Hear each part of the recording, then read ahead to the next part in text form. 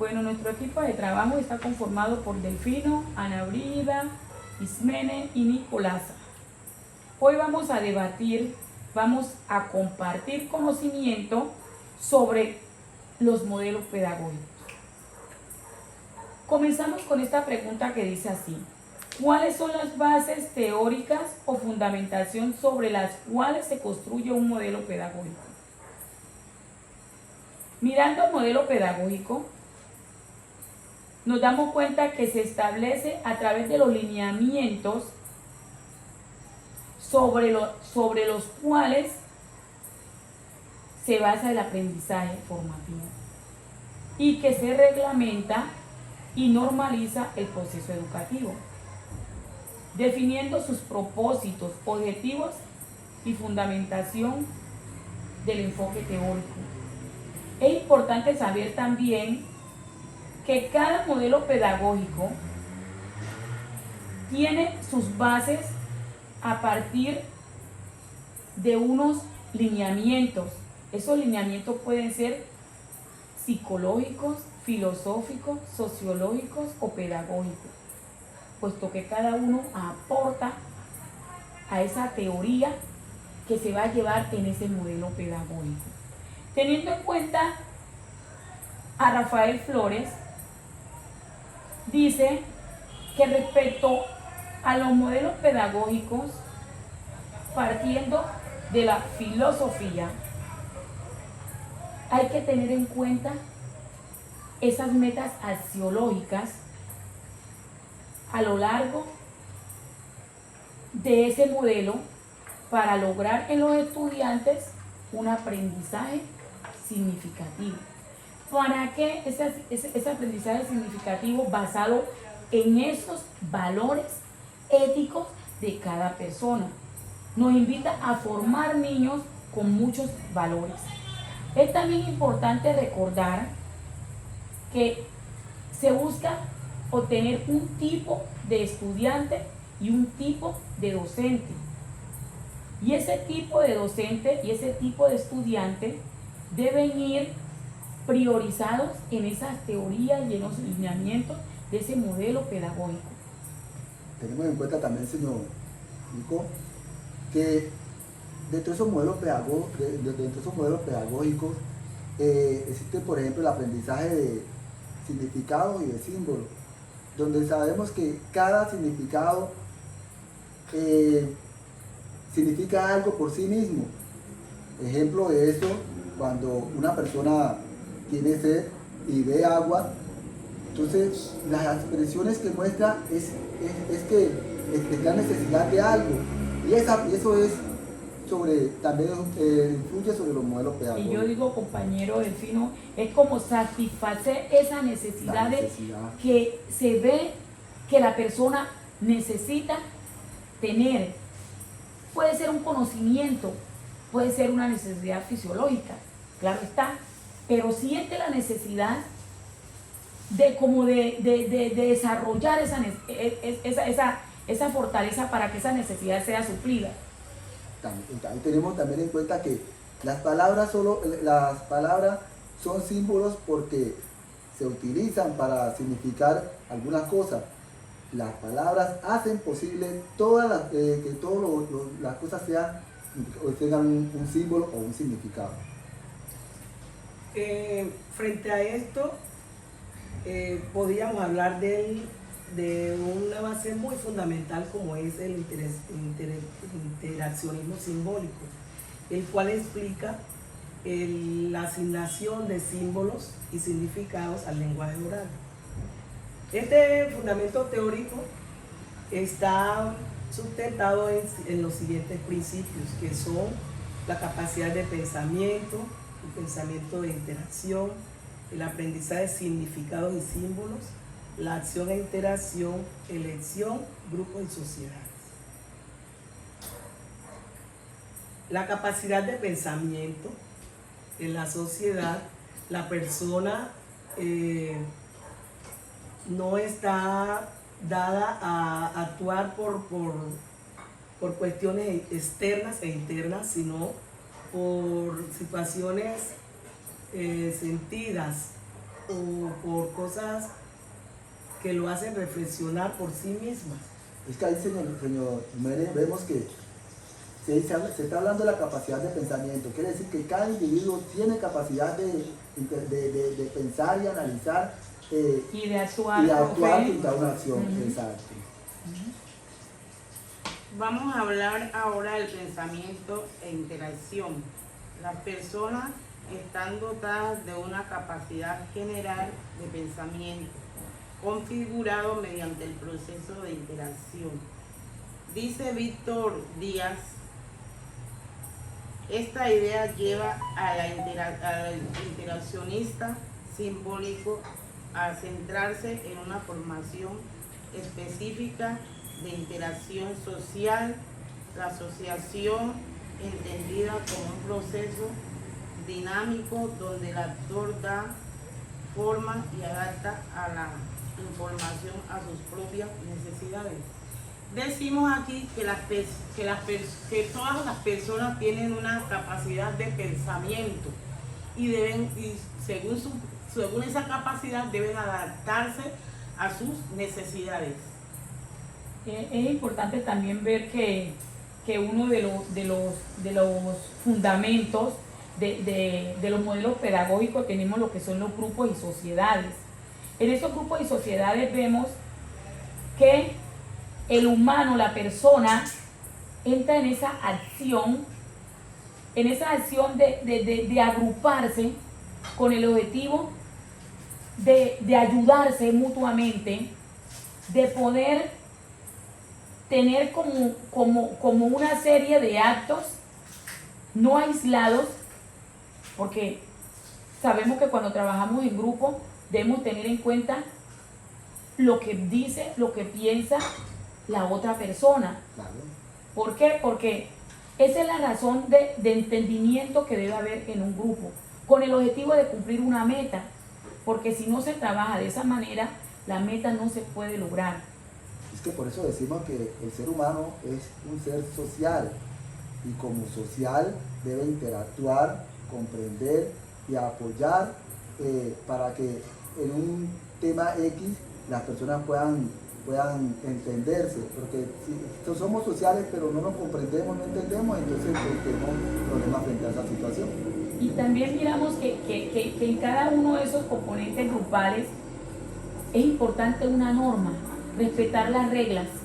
Las reglas son fundamentales para que se puedan entender los grupos. ¿Por qué? Porque si cada quien quiere hacer lo que le viene en gana, no va a funcionar. No se van a llegar a esos acuerdos que en realidad se necesitan. Bien. Por eso en los procesos de construcción de los grupos hay que manejar esa situación pedagógica, tener en cuenta la cultura del contexto y la necesidad, el propósito que se quiere lograr a través de esa situación que se está planteando. Los pensamientos complejos, como su nombre lo dice, complejos, se deben afrontar teniendo en cuenta esa solidaridad de los fenómenos entre una persona y otra. Dice Mori que es importante que cada persona que conforme un grupo contribuya a ese saber, contribuya a ese propósito. ¿Por qué? Porque a través de ello los saberes y los conocimientos se van a tener con mayor facilidad. Entonces es importante nosotros mirar también otra pregunta que nos hacen sobre esos modelos pedagógicos. Explicar la importancia de las características de los modelos pedagógicos. ¿Por qué son importantes? ¿Y cuáles son esas características que tienen esos modelos pedagógicos? Bueno, Frente a la importancia de clasificar estos modelos pedagógicos, podemos reflexionar y darnos cuenta de la trascendencia que tienen estos en la formación de las personas, ya que a través de la educación la persona puede transformarse en un ser diferente, un ser más social, ya que a través de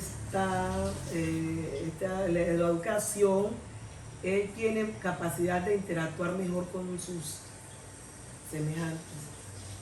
Y miramos también, como dice Luis No, pues hablando en español, los modelos pedagógicos se limitan a dos estructuras: los heteroestructurales, que contienen la pedagogía clásica y tradicional, y los autoestructurales, ligados a las escuelas activas y al constructivismo.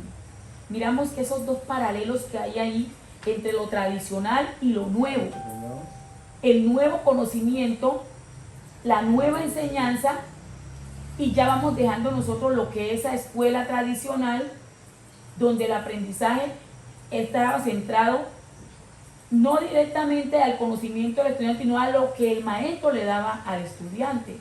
Y ya vemos que el estudiante ahora es más activo, más creativo, más dueño de su aprendizaje. Es que se piensa, señor, que los modelos pedagógicos desde antaño pues han ido evolucionando, han ido cambiando, porque antes, como usted lo dice, antes los estudiantes estaban regidos a muchas cosas que eran lo que el maestro decía, pero ahora ya los estudiantes, vemos que los modelos han cambiado, muchos modelos han cambiado, y ya los estudiantes también son innovadores, ya ellos son creadores, y eso le facilita el aprendizaje a cada uno de los estudiantes y también al mismo docente. Dice acá que Plan Chart postula 3 sistemas pedagógicos. El uno es con los contenidos, el otro es con los efectos y los otros con los procesos. Al igual que dice Flores,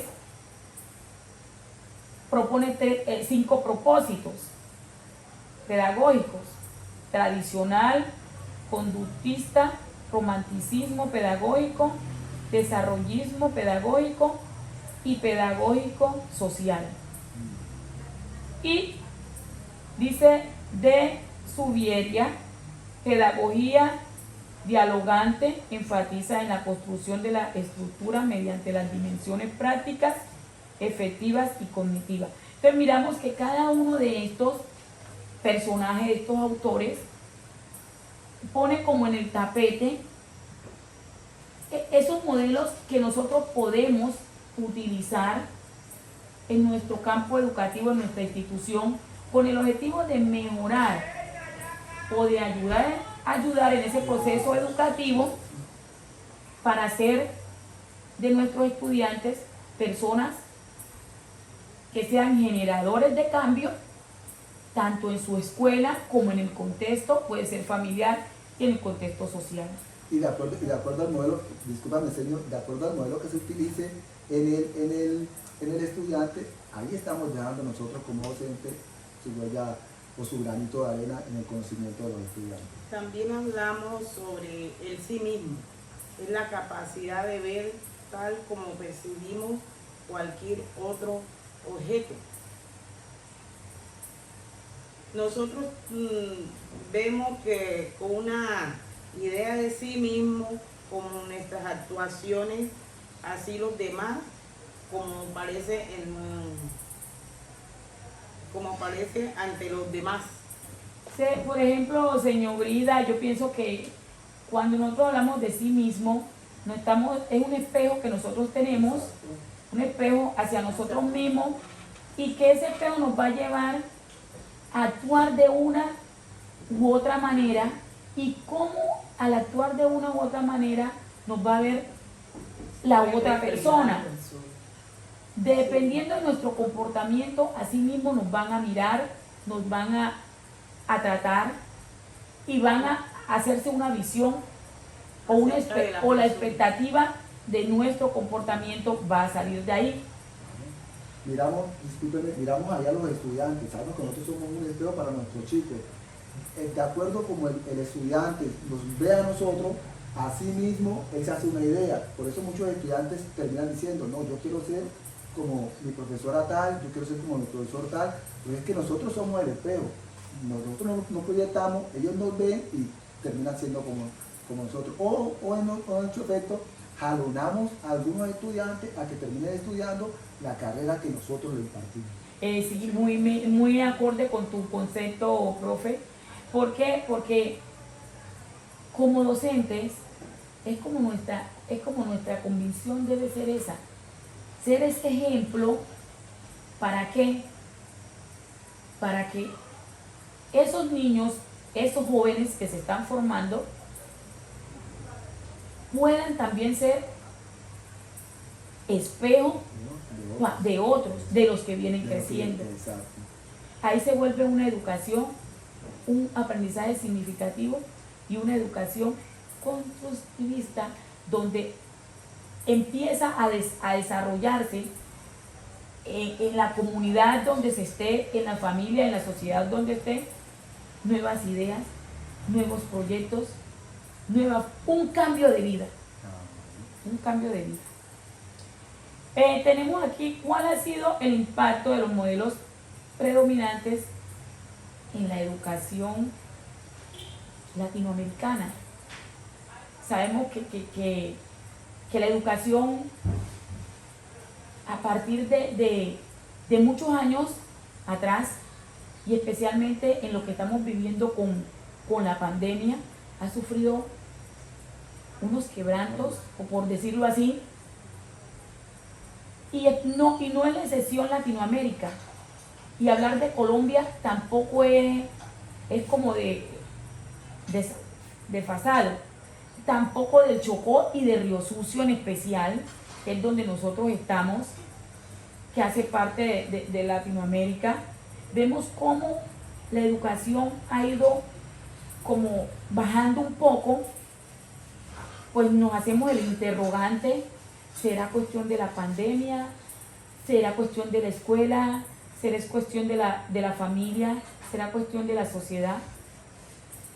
Nos hacemos miles y miles de interrogantes frente a esta situación que nos está llevando como a ese desapego de los estudiantes hacia el conocimiento o el saber.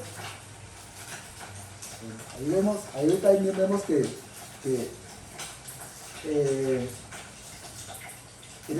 ha tenido mucho impacto, sí ha tenido mucho impacto, y ya sabemos, y en estos momentos, como usted lo dice, en los momentos de pandemia, han habido muchos cambios, muchas complicaciones para el desarrollo de algunos modelos, porque tocó reinventarnos, tocó generar nuevas estrategias, tal vez el modelo que utilizaban en algunas de las instituciones no era el adecuado, entonces tocó adoptar otro modelo pedagógico, no continuar con el que llevaban, sino hacer un cambio para que así le pudiera funcionar la educación que sabemos que en estos momentos, por ejemplo, era desde casa, y en todas partes era desde casa, en todo el mundo prácticamente era desde casa.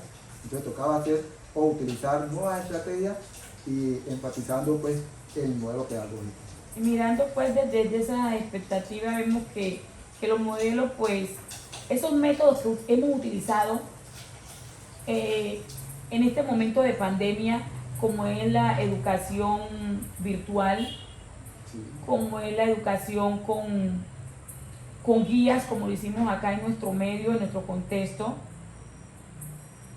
fueron partes de diferentes culturas de aprendizaje, porque ahí a partir de ahí vemos que el contexto familiar, había casos que ayudaban, en otros casos no, generando esa situación como puede ser positiva o negativa, y donde ese rol del padre maestro y ese rol del padre tutor podía ayudar en ese proceso educativo. transformando de una manera significativa para poder obtener ese conocimiento que era lo que era el objetivo que se quería. Pues la cuarta pregunta tenemos nosotros: ¿cuáles son las preguntas que responden a un modelo pedagógico? Bueno, pues una de las preguntas que surge frente a los modelos para que una de las preguntas que surge frente a este modelo, a los modelos pedagógicos, es ¿para qué educar? Que una finalidad importantísima de ¿para qué educar? Es la de transformar personas, y por ende en su transformación también se va a transformar su entorno. Yo le digo ahí, compañera Jiménez, esa transformación debe ser de una manera crítica. ¿Por qué? Porque en realidad que la educación que se vivía era una educación pasiva. Ya tenemos que enfrentarnos a ese por qué, de qué enseñar, pero de una manera crítica. Muy bien, compañera, pues ahí yo le... Pues, esa es apreciación a su concepto. ¿Cómo enseñar? Es algo que nos preguntamos todos los días. ¿Cómo enseñar? Son esas metodologías que nosotros utilizamos. Son esas metodologías activas, participativas, para generar ese aprendizaje crítico. Porque si no tenemos metodología activa y participativa, vamos a seguir en ese aprendizaje pasivo. ¿Por qué? Porque nos vamos a quedar en lo tradicional. ¿Cierto? También entre las preguntas tenemos cómo lograr que aprenda el alumno. El alumno, nosotros a través de que el maestro busque estrategias y nuevos conocimientos que día a día vamos buscando más conocimientos nuevos para que ellos puedan tener mejores aprendizajes. Compañera, yo pienso también esos conceptos tú muy bien, pero esos conceptos deben de ser novedosos. Claro. Novedosos. Aquí juega un papel muy importante lo que son las TIC. Las TIC como elemento metodológico es muy importante en el proceso de enseñanza y aprendizaje. ¿Por qué? Porque a través de esos implementos, esas herramientas, vamos a permitir que los estudiantes conocen sí lo que está en el contexto, pero conozcan otras cosas que no tenemos en el contexto. Aquí también surge otra pregunta, que es ¿cómo evaluar? Sabemos que nosotros para evaluar esos conocimientos tenemos que utilizar algunas rúbricas o estrategias de evaluación que sean factibles para los estudiantes, porque en ocasiones hacemos un tipo de evaluación que realmente no le deja mucho al estudiante, entonces muchos terminan confundiéndose con el tipo de evaluación que el docente utiliza. Y aquí va un pelo importante lo que es la evaluación formativa. Sí. En la evaluación formativa, el niño se da cuenta si está o no aprendiendo. ¿Por qué? Porque él va a ser dueño del conocimiento que tiene a través de lo que responde, a través de lo que da. Por ejemplo, no solamente se evalúa de forma escrita, no, tiene que hacerlo de una forma que ellos puedan resolver problemas del contexto. Eso ayuda a que ellos vayan resolviendo conflictos. Pueden ser conflictos familiares, institucionales. Y se hacen que ellos críticos y partícipes en los procesos. Mire que cuando normalmente los estudiantes le hacemos el proceso de evaluación y ellos no alcanzan los objetivos o no alcanzan los logros, debemos hacerle la retroalimentación para que el estudiante pueda alcanzar ese que yo logro, ¿ya? De acuerdo al comportamiento que tenga el estudiante. Entonces, bueno, se hace la retroalimentación. No se utilizamos algunas estrategias o algún método no alcanzó por ese lado, entonces nos tocaría cambiar la estrategia o cambiar el método para que el estudiante alcance los objetivos deseados por el docente. Compañero, ahí le aporto un poquito. También por medio de la retroalimentación, yo me voy a dar cuenta a ver si en verdad el estudiante adquirió sus conocimientos. Y si veo que le fue mal en la retroalimentación, yo debo volver a retomar de nuevo a La temática. Bueno, Bueno, tenemos nuestra última pregunta, que es: ¿cuál ha sido el impacto de los modelos pedagógicos en la construcción de los paradigmas educativos en Latinoamérica? Ese quehacer, ¿cómo eso ha impactado? ¿Cómo ha permitido que esa historia cambie en cuanto a lo educativo, ¿cierto? Dice que el quehacer educativo, como todo trabajo, debe estar ligado a cada uno de esas situaciones, teniendo en cuenta los distintos grupos. Porque cuando nosotros nos enfrentamos a un aula de clase, nos damos cuenta que ahí no vamos a encontrar una sola etnia, no vamos a encontrar un solo grupo social o económico. Nos enfrentamos a situaciones muy diversas en el aula de clase. Es que ahí se maneja la interculturalidad. Muy bien, mi compañero. Entonces miramos que ese impacto pedagógico y los paradigmas educativos de Latinoamérica se ve reflejado en el sujeto, en ese sujeto histórico, porque la educación en Latinoamérica tiene su historia, como toda educación. Viene a través de la historia, viene con esos cambios que se van dando paulatinamente en los modelos pedagógicos institucionales. Y cómo a partir de ahí vamos a crear nosotros nuevas expectativas socioculturales para construir una nueva historia que permita esa revolución educativa a través de esas nuevas tecnologías de la comunicación y la informática, porque es el boom del momento. Ahí también tenemos que mirar el rol que desempeñe el docente en el aula, porque igual los docentes no nos podemos quedar rezagados frente a la nueva tecnología, porque si nos quedamos rezagados muchas veces los estudiantes van más avanzados o más adelantados que el mismo docente, porque como no le tienen miedo a la tecnología, sino que ellos van evolucionando, van con el deseo de construir. Es como decimos nosotros, ellos ya nacieron con un chip diferente al que nacimos nosotros. Y es ahí donde, compañero, para terminar, vemos que como docente debemos ser críticos, porque si yo soy crítica, hago que mis estudiantes sean críticos. Si yo soy investigativa, hago que mi estudiante sea investigativo. innovadores.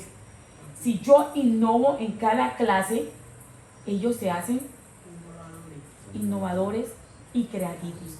Entonces, yo pienso que este conversatorio, este diálogo que hemos tenido ha sido muy significativo. He aprendido de mucho de lo que ustedes han dicho.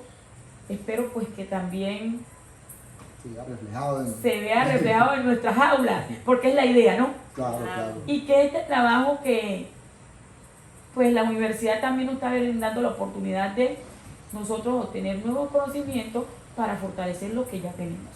Okay. Muchas gracias. Muchas gracias. Muchas gracias.